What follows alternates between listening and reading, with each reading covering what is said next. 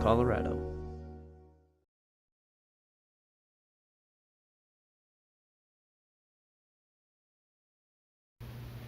Good morning, everyone, and welcome to your Monday, November 4th edition of Good Morning Vail.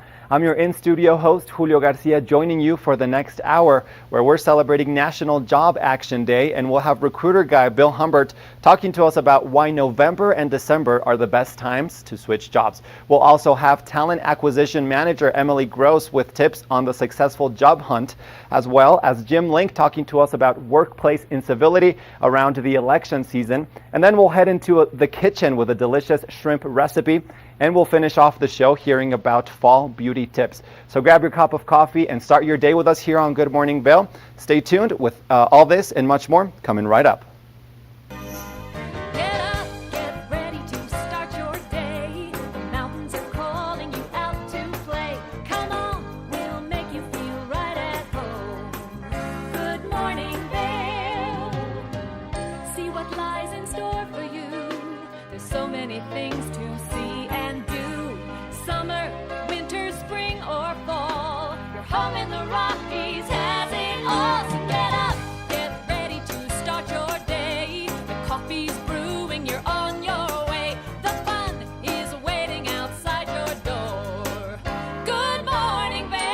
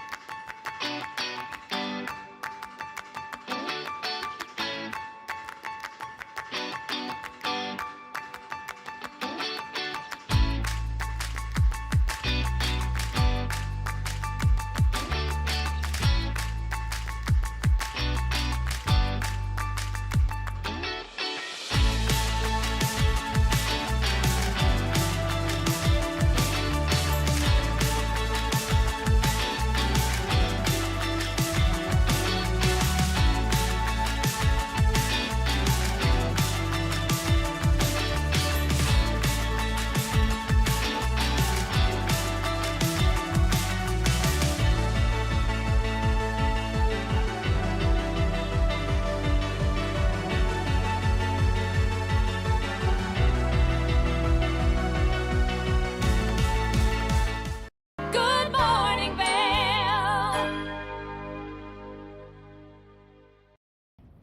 Did you know that all Eagle County residents and visitors can get a free Eagle Valley Library District card? All you need is a photo ID. You get our online databases and resources, free music, free streaming, all from wherever you have internet access. Free audiobooks and e-audiobooks straight to your phone. Go into your Eagle Valley Library District branch today and get your library card.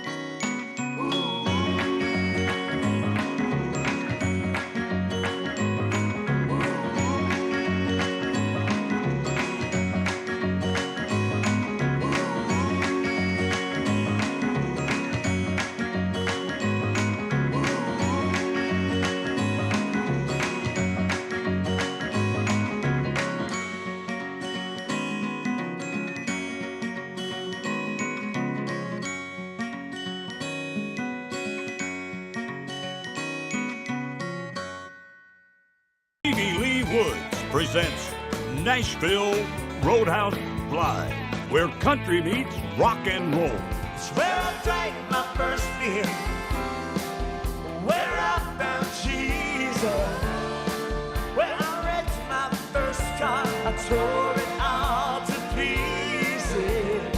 Join us every week for more live performances right here on Nashville Roadhouse Live. I'm Jason Kennedy, and this is The Wager. Let's go, Wes! We've all heard about this pickleball craze. Celebrities are playing pickleball matches all the time, and they're challenging each other to these ridiculous bets. Now I'm bringing the cameras to their house with new celebrities and a new bet every week. Hell of a rally there. It's just real, genuine conversation. I got invited to Usher's birthday party. What am I doing here? And some pretty crazy antics. Good morning, Vail. We are back here on Good Morning Vail, kicking this morning off talking about National Job Action Day. And the recruiter guy, Bill Humbert, tells us why November and December are the best time of year to search for a new job. Let's take a look.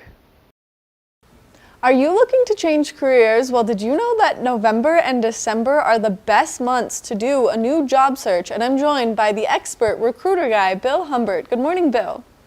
Good morning, Maddie. How are you today? I'm wonderful. Thank you so much for taking the time to chat with us and always give us the best information. Now let's talk about why November and December are the best months to look for that new job. You know, I sit in a very interesting seat with 40 plus years of recruiting experience and 26 plus years of career coaching experience. I know where both companies go wrong in their recruiting processes and also where candidates go wrong during their career search. And many candidates take off the months of November and December thinking nobody's going to hire during that time. And in some ways they're right, because in November companies are in the middle of their process of getting the insurance all taken care of, and HR is just not interested and doesn't have the time to recruit. However, many of the best qualified candidates that I went after during the holidays were hired during November and December. Now, why is that?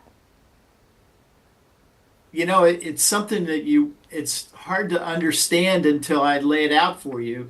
There are three top reasons why the best qualified candidates are hired during the holiday season. Number one, for the companies and for the candidate's sake, fewer people are looking during that time, so they can really not have to deal with all the weeds, and they can go right to the best people and go after them right away and get them interviewed. Number two, companies by now have their budget set for the next year, so they know who they can hire in the first quarter. So those managers can say, okay, I'm going to start recruiting now instead of waiting until everybody else starts to recruit in January. And then the third reason is kind of cool. Except for those Ebenezer Scrooges out there, most everybody is, warm and fuzzy during the holiday season, so it's much easier to network. And then, of course, why are the best managers actively hiring during the holiday seasons? I touched on that very, very briefly, but let's go into a little detail. The best managers do not wait for HR. They go out and they start networking in their network and start looking for the best people, because they know they can interview them in December and November, extend an offer in December, and then start the candidate during the new budget year. So it doesn't hit their budget for this year, it just hits them in a new budget. And most importantly, they're taking that person off the street and they're getting them all set up, and they can just say to that person, hey, look, enjoy the holidays and I'll see you in January. And people love that. People do love that. Now, what's a job seeker's suggested first steps as they're moving forward into looking for that new career? So for the job seekers, their first step needs to be make sure that their resume is up to date and it has the words in it. I call it speaking the company's language. So companies have their own descriptions for the work that they want done. And candidates sometimes have other words that describe the same thing. We'll just simply switch those words so that your words mirror the company's words. And now the managers, when they're looking at your resume, they're going, this person speaks our language. This is great. So that's number one. Number two is to get out and network like crazy. Again, most people are feeling warm and fuzzy. Get out there and talk to them. Who do you know? Who do you feel I should talk to next? Don't ask are you aware of any jobs? Don't ask that question. It's more important to ask, who do you feel I should network with or I should speak with next? And then finally, by networking, make sure you track who it is that you're receiving leads from, and go backwards once you've accepted the job through those network links and thank each one of those people. And that way you will get help faster the next time because they know you're thanking them for helping them this time. And then, of course, Bill, you have a great book that you recently published that gives people so many ideas, negotiation points, whether it's for a salary or benefits. And so where can people find your book? So my book, Expect Success, The Science of the Over 50 Career Search, in the 5-star review, Joe Wysinski of Reader's Favorites Book Reviews and Award Contest, he said, you don't have to be 50 to use this book. I wish I had it 3 years ago when I was doing my search.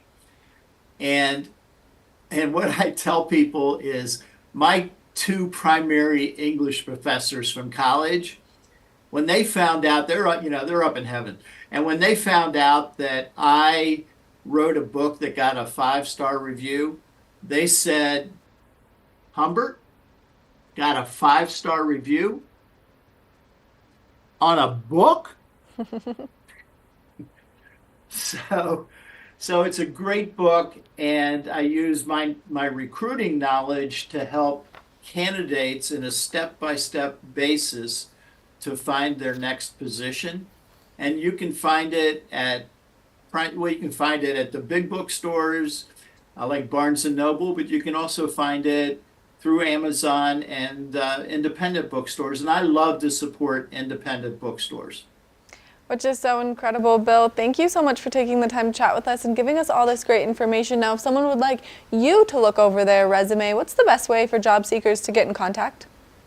It's very easy. Go to recruiterguy.com, and there's a red banner that says Contact Bill. Just click on that and find a time in your calendar and my calendar that we can chat, and I'd be happy to chat with them. Bill, again, thank you so much for taking the time to chat with us and always giving us all of this wonderful information. Thank you, Maddie. It was great to be here.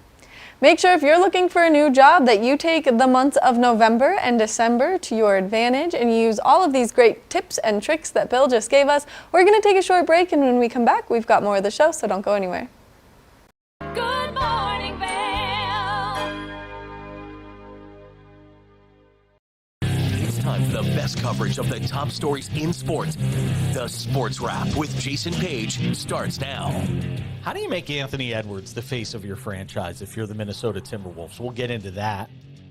And we say hello to our good friend Matt Verderam, who hangs out with us from SI.com. Their NFL insider, one of them, is hanging out with us on the program today. Did you see Caitlin Clark last night?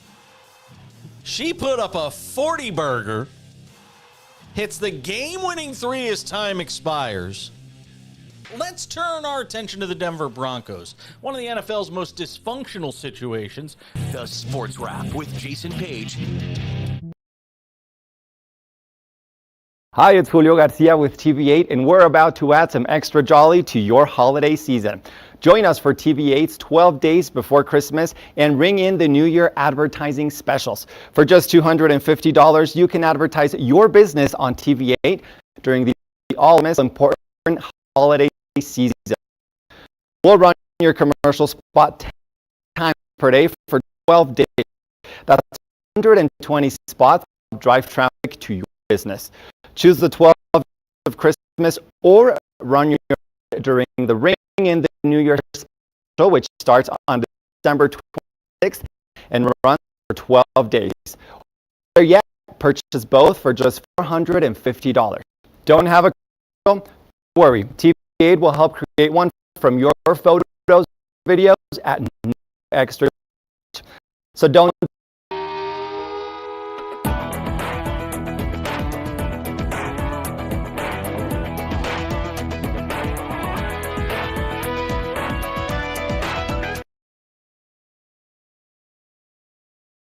For the latest and greatest trends in pop entertainment, Popstar Today brings you compelling celebrity lifestyle stories that matter most to you. From movies, music, TV, and streaming shows, to fashion, social media influencers, and the latest on who is seeing who. Join host Elizabeth Stanton as she digs deep and dives in. This is Popstar Today.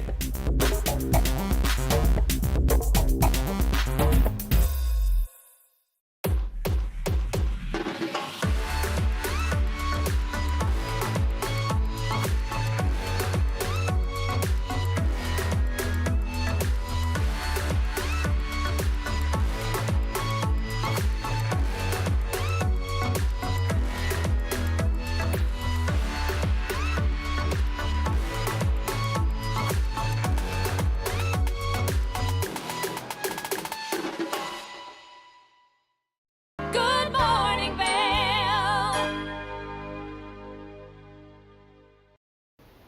We're back with more here on Good Morning Vail, and we are continuing to talk about all things career, jobs, and talent acquisition manager Emily Gross has some important tips on a successful job hunt. Let's take a look at the information she shared with us. Welcome back to our show. Now, I am so excited because I have a wonderful personal friend and professional friend as well joining me on the couch. We have some excellent business tips and tricks and how to land the perfect interview and present yourself best. Joining me today on the couch is talent acquisition manager and business consultant Emily Gross. Hi. How are you, Emily? I am so thrilled to be here with my dear friend Kim and hopefully share some helpful tips today. Yeah, I think you are, what you do is very successful. And so you're a talent acquisition manager. Tell me a little bit about what that means. Yeah, so I manage a team of recruiters. I absolutely love recruiting, talent acquisition. I'm super passionate about people finding career fulfillment, and that all starts with your journey in the job hunt. Yeah, so you manage a team of recruiters, but you obviously started at the ground level. So Yes. as a recruiter, what are things that you typically look for when you start with screening candidates? Absolutely. This is really your chance as a candidate to get out there, tell your story, be your own brand. And I always say, go out there and get what you want. You know what I mean? Think about opportunities that you want. Look for them online. There's lots of different ways to search for them and go after it. This is a chance to really get the right match for you. Well, things have definitely changed on the job search. So you are no longer confined to just your local city because there are remote jobs and jobs nationwide. So tell me about how you would go about looking for a job all over the U.S. Yeah, I actually think this is super exciting because we are no longer limited to our geo area of when we're looking for our next opportunity. You can actually go into many of the job search platforms, LinkedIn, Indeed, and change that location to remote. It's going to pull up all the remote opportunities, and that opens you up essentially to the entire U.S. So lots of opportunities out there. Absolutely. So as a candidate or a job seeker, what would you recommend as the first steps? What's the first thing that I should do as I begin my job search? Absolutely. There's a few things. So I would definitely start with your resume. And resumes traditionally have been listing your titles, the companies, and then job responsibilities and duties. Let's switch that up to actual accomplishments, things that you have accomplished, and make them as measurable as possible. So as quantitative as possible, increased 20% of sales within 6 months, started a new project, launched this, hosted this event on this date, just so we can really be enticed to talk to you more. Also your LinkedIn page, that's your chance to also put a professional photo up there to show a little bit more of your opportunity, a little bit more of your personality. So there's lots of different ways to entice people to want to talk to you more, and that's really the goal with the first step. Well, I think nowadays LinkedIn is almost everything. It's the professional version of social media, and we're all on our phones all the time. So having interactive things is really interesting. It's amazing because now you can actually send direct messages to companies that I say, like you have a company crush or a crush on a potential job opportunity. You can just send them a message and express your enthusiasm for their company. If there is a company that you really like or a job opportunity, do some research, see their recent press. Have they had any recent milestones as a company, any accomplishments? Put that into a message and really show your enthusiasm and that you care, you're up to date. That's a way to really stand out. Okay, so you've secured the first interview. Tell me a little bit about how to prepare for that. Yes. Also in today's world, there are different platforms and different ways that interviews can be conducted. Anything from a phone interview to a video interview to an in-person interview. With the video interviews, some people can be kind of new to this. Really take your time to prepare for these. Make sure you're in a quiet, professional space with no distractions. Make sure that your background is clean, neat, and as simple as possible. We don't want any distractions. Also, make sure your Wi-Fi connection is very secure, that you have tested whatever platform that they have asked you to use. There's HireVue, there's Spark Hire. All of those have tutorials and sample interviews that you can do on your own on their websites. Highly recommend that you do that so that when you go into the interview, the tech stuff, you got it down. Now you're just focused on showing that personality and sharing all those accomplishments. And then there's the classic Zoom, which we love to use here on TV. Absolutely. So you've got the interview, your technology is great, lighting is good, and you want to make sure that it's facing you like we do here. Spotlight is on you. You're going to want that spotlight on you, not coming from behind. So it sounds simple, but trust me, it's really going to make you look really professional and really good. So what advice would you give when in the middle of the interview? What kind of information should you share? Are there follow-up questions? Tell me more about that.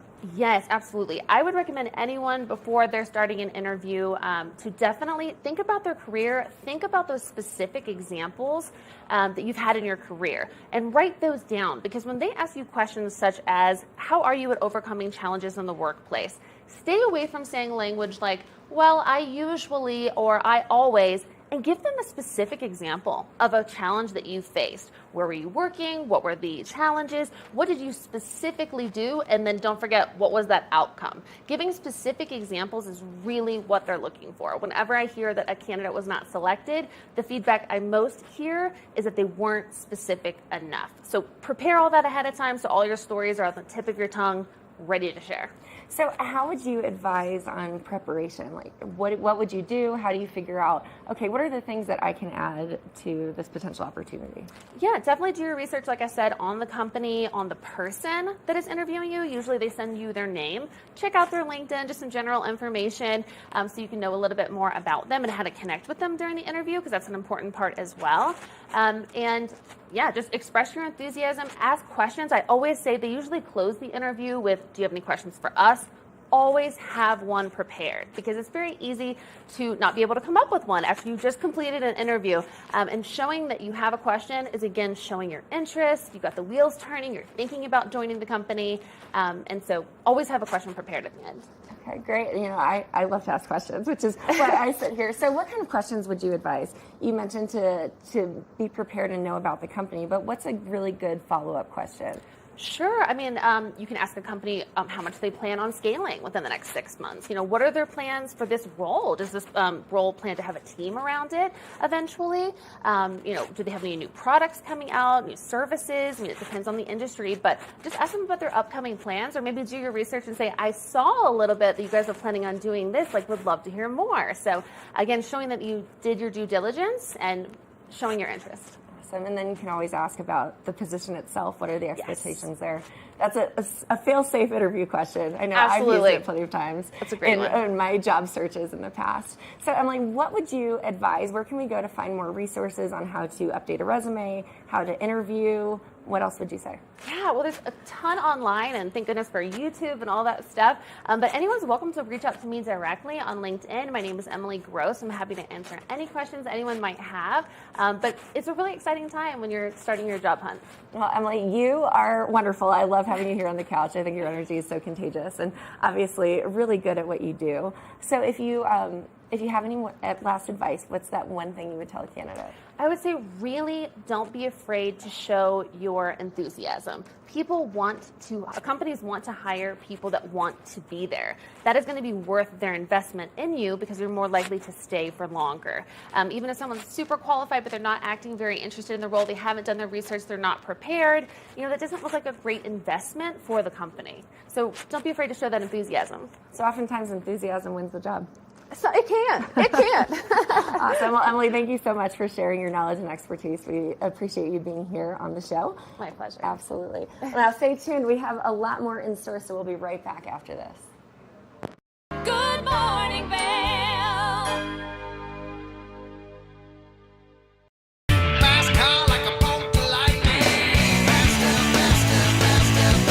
This show looks at anything that has an engine and a story told by the owners.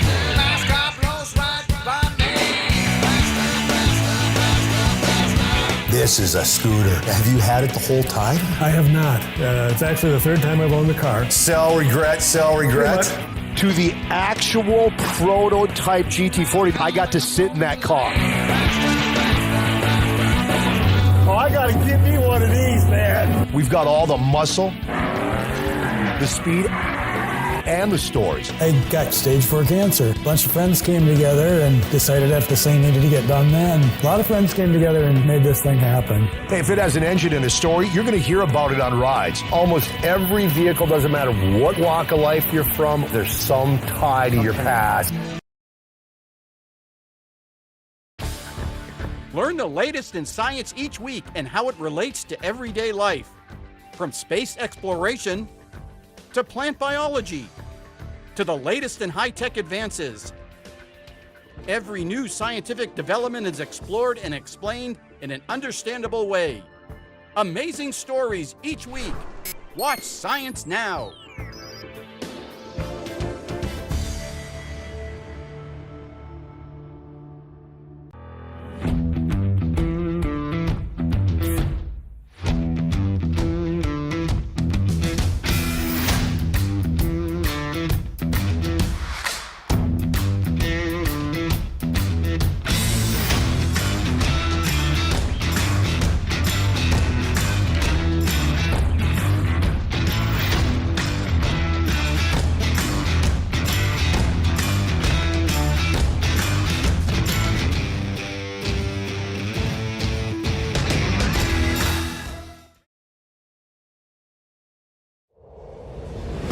Coming at you from around the world.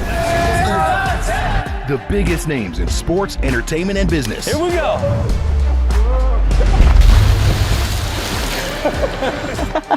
Yeah, there's no way. Exclusive access and one-on-one conversations. Yeah, you guys really did some deep research. I don't think we should give him any more information. In depth with Graham Bensinger. Hi there! Are you ready to explore famous neighborhoods from New York City to Kentucky? Watch The Neighborhood with host Nicole Newman. Featuring famous people, unique history, and delicious places to eat and drink. Our viewers get an inside personal look at each neighborhood. With each episode we learn, grow, laugh, and live like a local, not just a visitor. Welcome to The Neighborhood. Check your local program schedule and tune in. Good morning, Vail.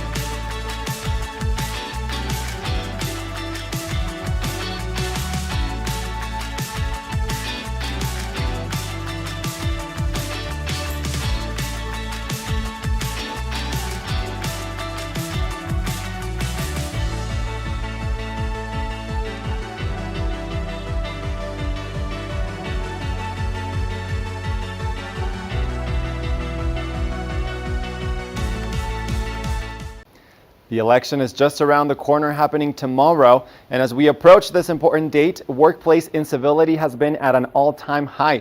Chief Human Resource Officer Jim Link shared some important information on this important topic as we approach the elections. Let's take a look. We are back with more here on Good Morning Vail. The elections are coming up, and with the election drawing getting closer and closer each day, workplace incivility is at an all-time high. Joining us this morning, we have Jim Link. He is the Human Resources Officer at the Society for Human Resource Management, also known as SHRM. Jim, thank you so much for joining us this morning. We're going to jump right into it and start talking about this tense environment that a lot of people might be experiencing as the elections come up. And I'd like to ask you, what effect does this tense election environment or this election season have on people's work environments? Well, the very first thing that we're seeing related to the election and everything else that's going on in our society right now is an increase in the degree and frequency of uncivil acts in the workplace. As a matter of fact, in our most recent survey, we believe that there are 201 million acts of incivility observed by Americans every day. Jim, as we hear you talk about this topic and talking about workplace incivility, how common really is this phenomenon? How common is workplace incivility? Sure. Workplace incivility occurs at a frequency that we're finding more and more heightened as we draw closer to the election, which is just in a few short weeks away. Roughly 80% of survey respondents told us that they had witnessed or experienced some type of different treatment in the workplace because of their political views. Now, those are very interesting numbers, particularly when you consider that those same survey respondents told us that only 37% of managers and leaders are effectively managing those incidents of workplace incivility. This sort of activity, can this sort of work environment or this sort of workplace incivility lead to violence? Incivility in the workplace can certainly lead to violence. As a matter of fact, 70% of our survey respondents told us that they've seen some type of act of violence either in their workplace or in their work environment over the course of a set period of time. Now, this is interesting because when you think about what people are observing in the workplace, we would hope that it would be a safe place where that people can come to express their opinions, to do the things that they want to do, following some type of rules of engagement around engaging in civil discourse in that same workplace. Jim, as we mentioned before, you're the Chief Human Resource Officer for SHRM, so you're working with this type of situation all the time.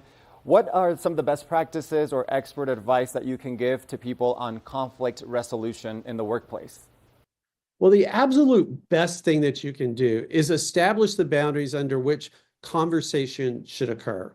If you think about what we're missing today in the workplace, we've really, in some ways, lost the art of conversation, the art of civil dialogue, really engaging with people in a respectful, honest, sincere way to accomplish a common purpose or an outcome.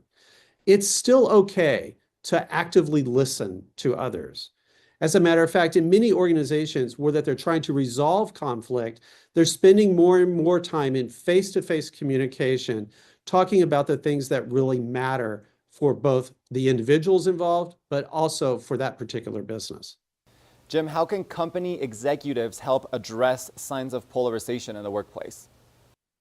Well, polarization is certainly an element that we're seeing in our society today. Clearly, a big component of that is driven by what we're seeing happening with a federal election coming up very soon. But managers and leaders are tasked with dealing with these circumstances and situations in their own workplaces. The first thing to do is realize that that polarization is there. Whether we like it or not, it's happening in our workplaces. So how do you resolve that? The first thing you do is determine really what that polarization is and what's driving it, what it is about. And you do that by simply asking and understanding. There are several ways to do that. You can survey folks, you can engage in constructive dialogue with employees to really understand where that polarization is occurring. I think the second thing that's vitally important that we do related to polarization is if we do see it occurring, we take active steps to ensure that it doesn't impact the downstream impact of either employees or the business.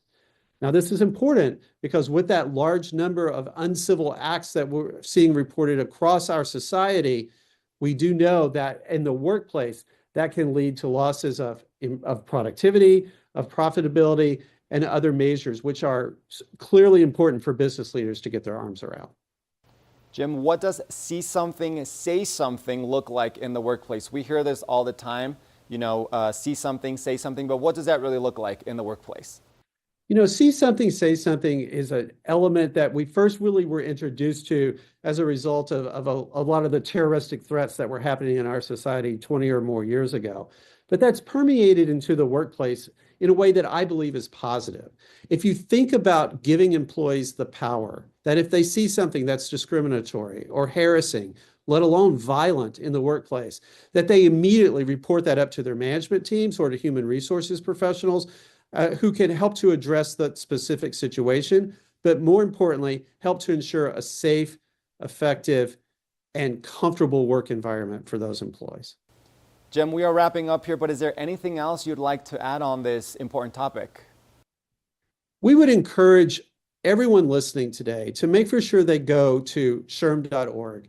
And at SHRM.org, there are free resources to help both employees, managers, leaders, and businesses themselves engage in 5 really active steps that they can do to ensure civil conversations are occurring in their workplace. Jim, thank you so much for joining us this morning and speaking to us about workplace incivility as the elections come up, but definitely an important topic, and we appreciate you taking the time for speaking with us today. We're going to take a short break, but we'll be right back with more of Good Morning Vail right after this, so stay tuned. Good morning, Vail. Take the first game every one of us played in the schoolyard. Turn up the degree of difficulty to maximum, and then let loose some of the fastest and most agile athletes in the world to go one-on-one in what you have is the most extreme pursuit contest you've ever known. It's intense, it's addictive, and there's only one rule. Don't get caught.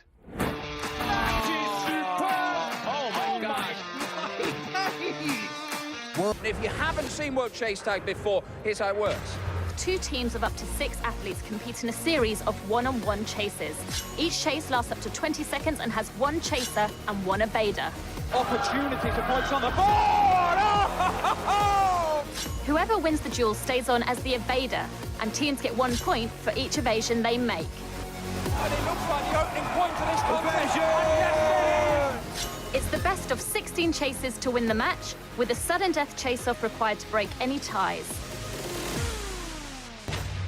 It's win or go home from now on. Don't miss it.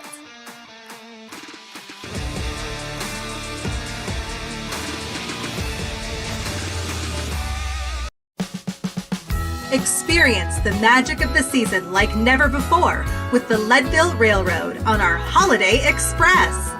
Gather the family for an enchanting journey filled with dazzling displays of twinkling lights and festive decorations.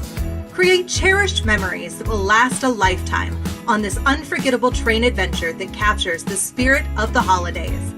Booking information at leadvillerailroad.com.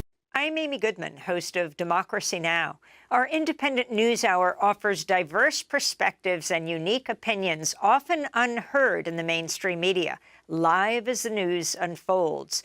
Tune in for Democracy Now!, the War and Peace Report, weekday mornings at 9 and evenings at 6 on TV8 Vail, Comcast Xfinity Channel 92.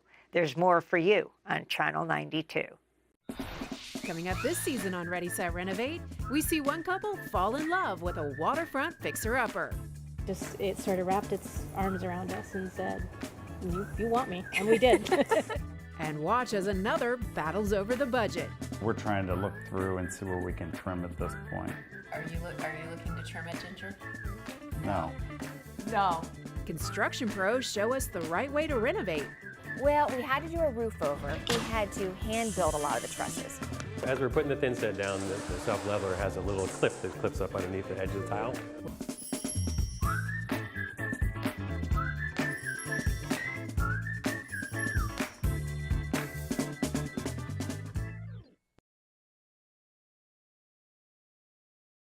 Good morning, Vail. Thanks for staying with us here on Good Morning Vail. You all know we love to get in the kitchen and cook some delicious recipes. Well, Tracy Miller has one for us today as she makes some delicious shrimps. Let's take a look at this delicious recipe.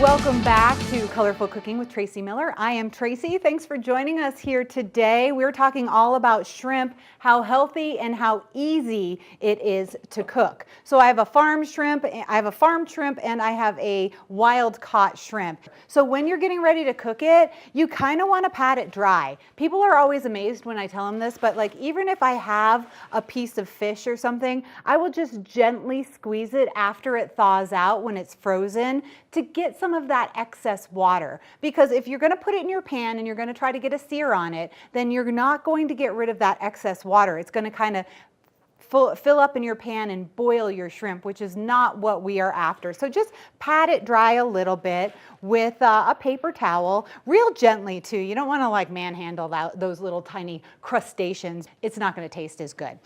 So real easy to peel. You just pull the tail off, flip it over, take the legs, and they should come off nice and easy. When you're working with the farmed fish, a lot of times they just have the tails on there, so you just pull those off really quickly. So season it generously with salt and pepper, and then a nice little ingredient that you can put on there, just a tiny, tiny bit of sugar. Why do we do that? It's just going to bring out the natural sweetness of the shrimp. And when we put it in the pan, it's going to help to caramelize a little. And literally, shrimp take about 5 minutes to cook. These are already pink shrimp, so we're not going to see them change a color, but a lot of times when they're a grayish color when they start, they just turn pink right away. So here we are. We're going to have those cook. I do have my salad started. This salad has cucumbers, sliced cucumbers, and peaches. If it's a really fresh peach, all you do is take a cut and go right around that. This is called the stone fruit.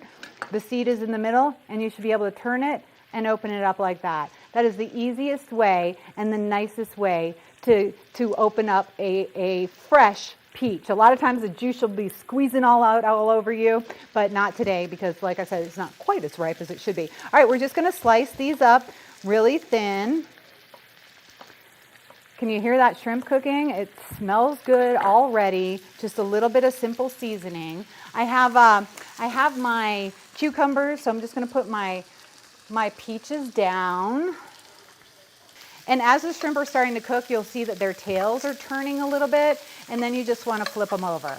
This is literally going to take about 1 more minute. And the key to cooking any seafood and shrimp is don't overcook it. So right about this point, I'm actually just going to turn the heat off and let them cook that side right now real easily. So turn the heat off. They're already kind of firm to the touch. They've got a little caramelization. They're looking good. And now let's make a vinaigrette. We're going to go a little bit of olive oil, equal parts olive oil, orange juice. Orange juice is one of my favorite ingredients when I am making vinaigrettes because it's low in calorie. It gives it that nice flavor, and it's juicy and has that citrus, so you can use that quite often. All right, we're going to do a little bit of cinnamon. I'm actually going to get this one out right now because I need a spoon for cinnamon, because if you overdo it, you're going to be in trouble. So we're going to use about a teaspoon of cinnamon and almost a teaspoon of cumin. We're going to go a little bit less on the cumin because it's so strong. We're going to do those two right in there. And when you're working with dried herbs like this, you really want to let them sit in the juices for a little bit. So you want to make this and then let it sit. Not for a long time, but you do want to let it sit for a little bit. See, now shake it up. Okay, it's an interesting color. And that cinnamon is going to be dry right now. So the longer we let it sit right here, and I don't mean like days or anything like that. I mean, you can just let it sit for like a half hour or so. The longer we let it sit, the better it's going to taste. So let me get this out of the way and bring our salad in. The shrimp is looking good. I am going to plate this up and put our vinaigrette on. When we come back, we'll show you the finished product here, and then we'll get going with our farmed shrimp and make a delicious, creamy shrimp salad. We'll be right back.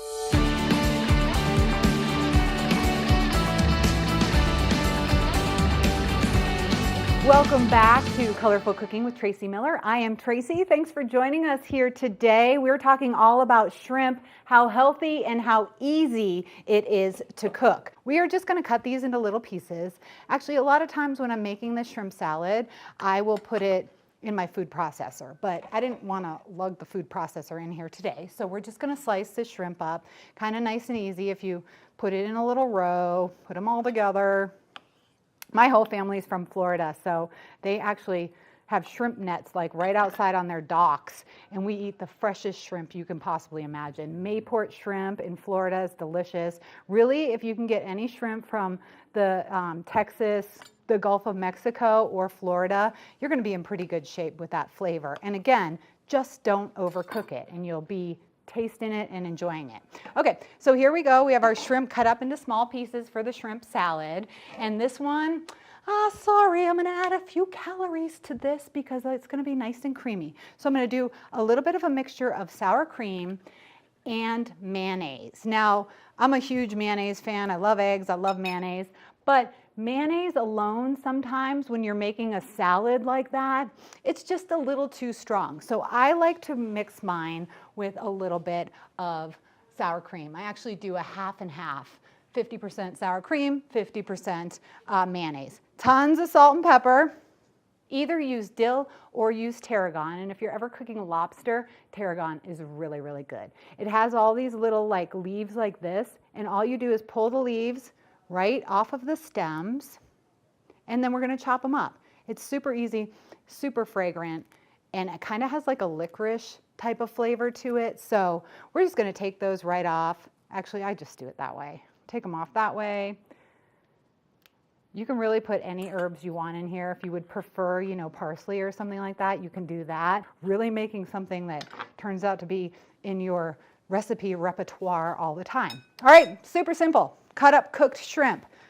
We have tarragon, salt and pepper, mayonnaise, and sour cream. We're just going to kind of fold it all together and make ourselves this nice creamy salad. This is so good. I eat this just by itself, and I do a lot of this in like little individual cups, and people love it. And you can either eat it by itself, you can eat it on a salad, you can eat it with crackers or crudité if you wanted to, or you can put it in a wrap and take it out on a picnic.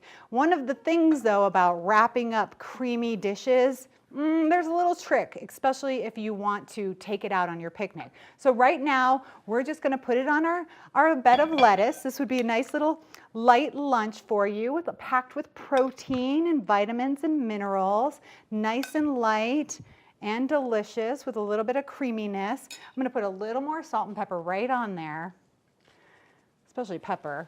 And then when we return, I will show you how to wrap that in a tortilla. So if you want a sandwich, if you're going on a hike or something, hitting the lake or the river, we're going to wrap that. I'm going to give you a few tips on how to make those wraps still taste good and not get too soggy if you're going on a picnic.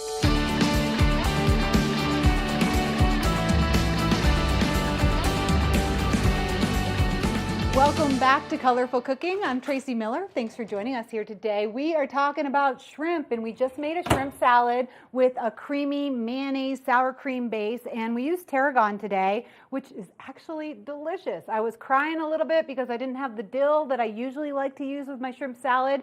Have to compromise when you're using fresh ingredients, and that tarragon, it tastes really good. So start with some lettuce, and make sure your lettuce is dry. Like I've been telling you kind of all day here, is dry things off, because all of that moisture is going to make your wrap mushy, and it's going to make your shrimp boil when you're putting it in the pan. So I have the shrimp salad here. I'm just going to put that down right on top, and I'm going to take a little bit of the mayonnaise base and kind of make like a little bit of glue to seal it closed.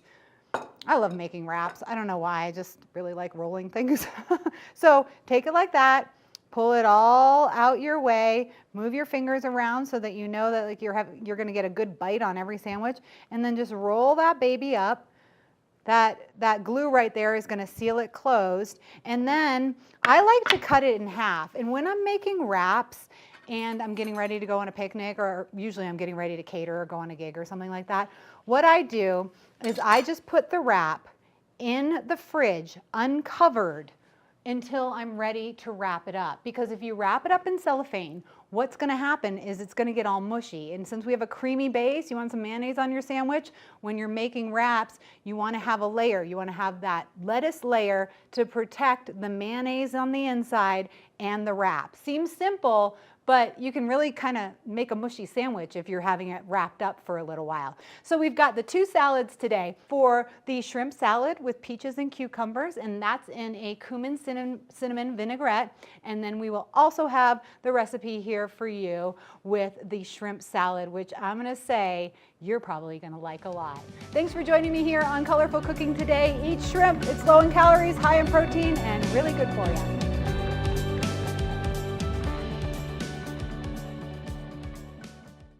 Good morning, Vail.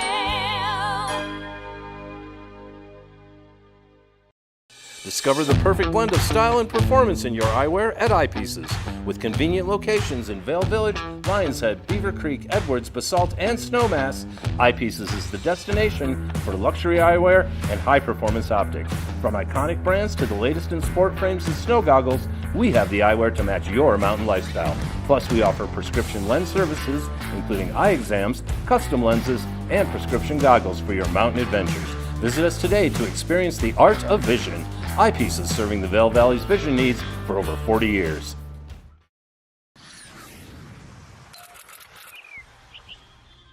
I'm Danella Richard. I've made a career traveling the world.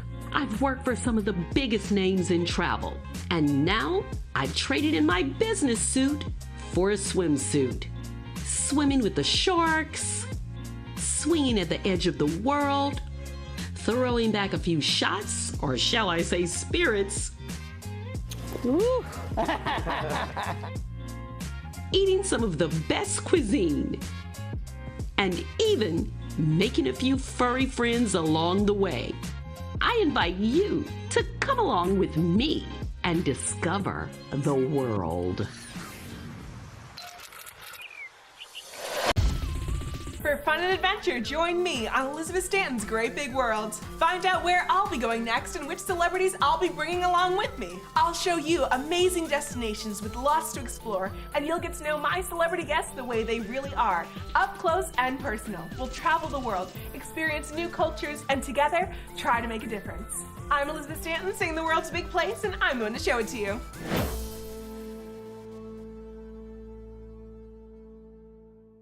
Hey, it's your boy, Nephew Tommy, your host for an all-new season of Black College Quiz, where the nation's best and brightest display their knowledge of Black history and culture while competing for prizes and scholarships. So get ready to see HBCU Nation take the academic field. Black College Quiz! BCQ! Black College Quiz! BCQ! Black College Quiz! BCQ! Yeah, man. Good morning, Vail.